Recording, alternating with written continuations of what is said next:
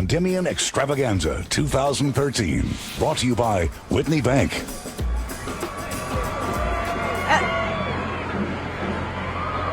We are on St. Charles Avenue, and the people are still all over the place. We have folks on the balcony. We have makeshift stands all throughout here. You can see so many people. It is so loud here on St. Charles Avenue. We just passed Gallier Hall, which of course is always amazing. We saw Liz and Jerry out there, but the crowds are just unbelievable tonight. You can hear, I'll let you listen, you can hear, Tim said earlier, it makes you feel like a rock star, and it really does, because the crowd, when that noise hits you, as soon as the float gets to the crowd, that noise, you can just hear it, and they're waving, they won something, and they're going to get it.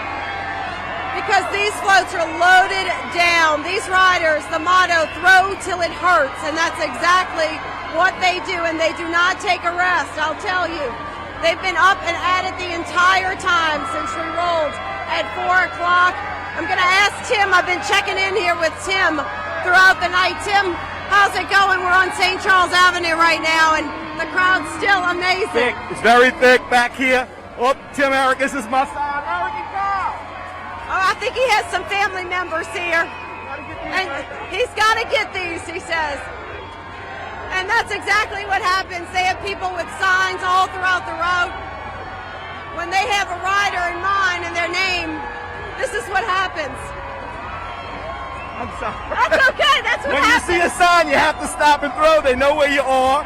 We all have masks, so they can't tell. But we see a sign, we can find them. You can't hear them. You up here with us. You can't hear this. You can't. It's so hard to hear. It is. But and I think I'm losing my voice because we've been screaming. You gotta holler. Hey. Okay. But it's been a blast. It's been a blast. A wonderful night. A wonderful night. And we're making our way down.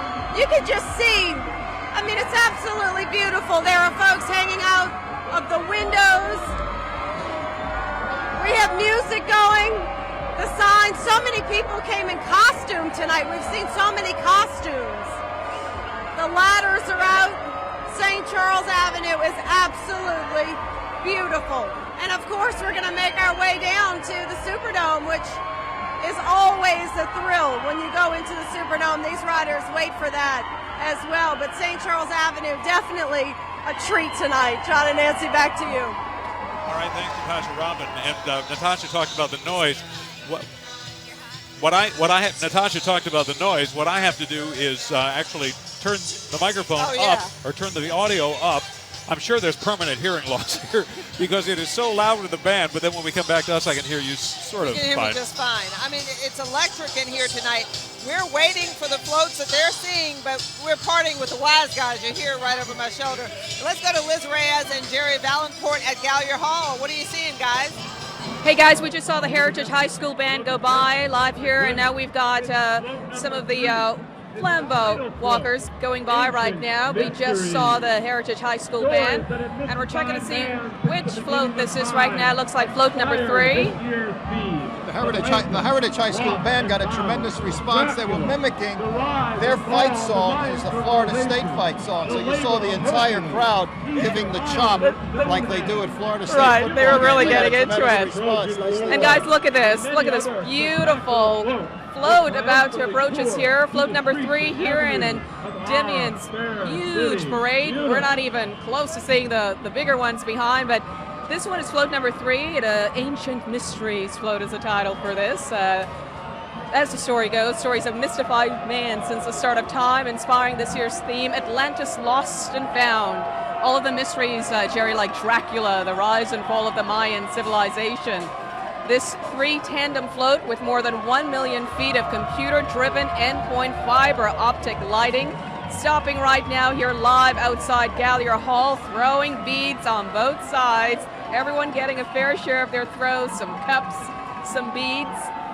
This float making its debut in the year 2000. It depicts an Art Deco Fantasia. You can see the shimmering purple, the green, and the gold, of course the Mardi Gras colors, in a sweeping wave 114 feet long, and it heralds the parade's theme.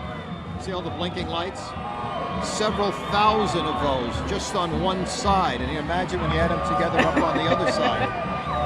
I'm telling you, this spot right here at Gallier Hall, I could see why it's one of the most popular places to take in the parade, because when they stop to make their toast and you're waiting for beads, this is a place to be as we get some raining down on us right now.